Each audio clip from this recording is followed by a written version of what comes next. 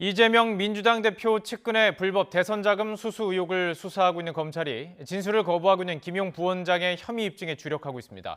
유동규 전 본부장은 휴대전화 저장 기록까지 제공해서 검찰 수사에 협조하고 있다고 밝혔습니다.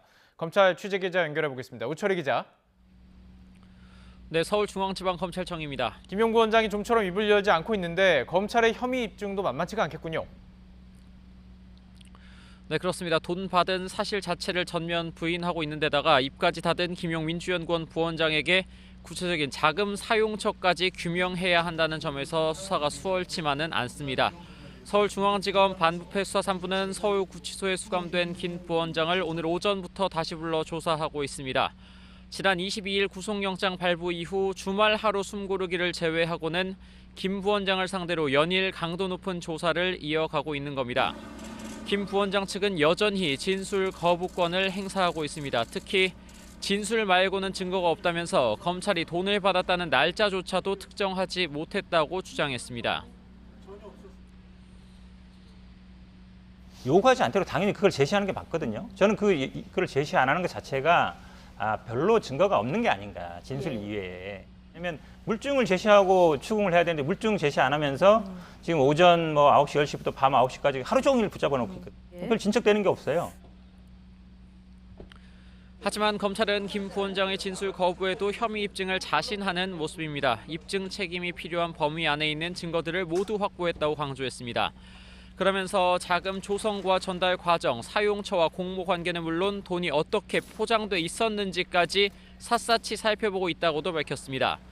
앞서 검찰은 남욱 변호사에서 유동규 전 본부장을 거쳐 김 부원장에게 돈이 전달되는 과정에 중간 전달책의 메모와 중간 지점인 주차장의 출입 기록 등을 확보한 것으로 알려졌습니다. 김 부원장을 제외한 다른 인물들의 공통된 진술도 받아냈습니다. 자, 이번 수사에 열쇠를 쥔 유동규 전 본부장이 또 입을 열었다고요? 네, 유동규 전 본부장은 오늘 주거지 근처에서 일부 기자들과 만났습니다. 진술 외에는 증거가 없다는 김용 부원장 측의 입장을 의식한 듯 자신의 휴대전화가 연결된 온라인 저장 공간, 즉 클라우드와 비밀번호까지 제출해서 검찰 수사에 협조하고 있다고 밝혔습니다. 말이 아니라 증거로 수사와 재판에서 진실을 밝히겠다는 겁니다. 유 전 본부장은 또 김용 부원장과 정진상 민주당 정무조정실장 등이 참여한 텔레그램 정무방 이외에도 이재명 대표 핵심 측근들, 즉 이너서클이 있는 대화방이 여러 개 더 있다고 폭로했습니다. 이어 대장동 개발 이익 환수 관련 사항을 이 대표가 알았는지에 대해선 본인이 치적으로 자랑하지 않았냐면서 국정감사에서 했던 얘기들은 모두 거짓말이냐고 반문했습니다.